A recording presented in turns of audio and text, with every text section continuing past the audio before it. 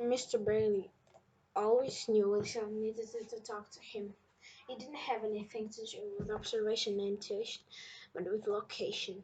Occasionally, Mr. Bailey would get home to work and find his son sitting up in the oak tree in the front yard with a contemplative look on his face. "Connor," Mr. Bailey would ask, approaching the tree, "is everything okay, bud?" "Uh-huh," Connor would mumble. "Are you sure?" Mr. Bailey would ask.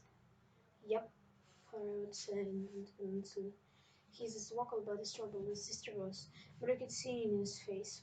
Mr. Bleakwood climbed the tree and climbed the sea on the branch next to Stan, and coaxed out was troubling him.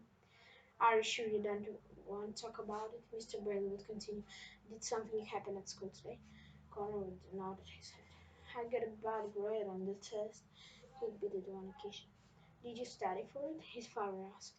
"Yes," Connor said. "I studied really hard, Dad, but it's just no use. I'll never be as smart as Alex." His cheeks went bright red and rasped. "Connor, let me fill you in on something to me a long time to learn," Mr. Bailey said.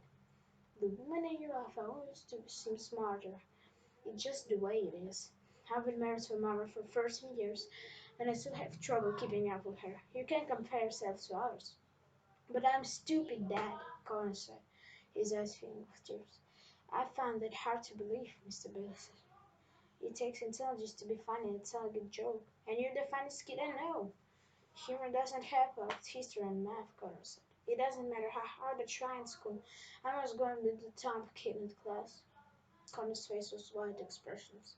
He stared up into nothing, so ashamed he felt that it hurt. Luckily for him, Mr. Bell had an accurate story for every situation. "Connor, have I ever told you the legend about the walking fish?" Mr. Bailey asked him. He looked up at his father. "The walking fish?" Connor asked. "Dad, no offense, but I don't think one of your stories is gonna make me feel better this time."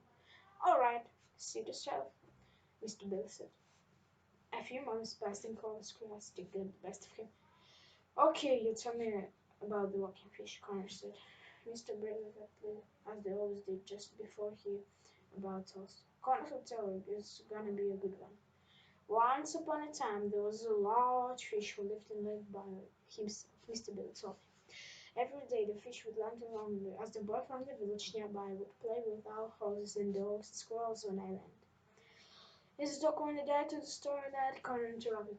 "You know I hate stories when dogs die." "Let me finish," Mr. Bailey asked. "One day a fairy came to the lake and granted the fish a wish." "That's random," Connor said. "Why fairies always show us nice things, but then I know." "Employment obligation?" Mr. Bailey shrugged. "But Shravagin say, let's say she dropped her wand around the lake and the fish of truth.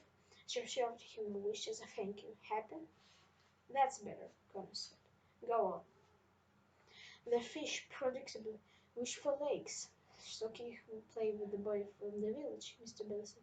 "So the fairy transformed and became the walking fish." "That's weird," Connor said.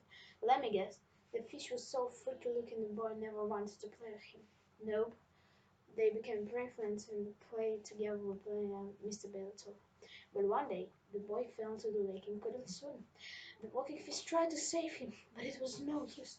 He didn't have friends anymore. Sadly, the boy drowned." Connor's mouth hammered like a broken glove compartment. "You see, if the fish just stayed in the lake and wished to be nothing else, he could save the boy's life," Mr. Bailey finished. "That's a horrible story," he said. "How do you believe that I can know how to swim? Dogs can swim. Couldn't one of them just save him? Where's that fire when the boy was drowning?" "I think you're missing the point of the story, Mr. Bellis.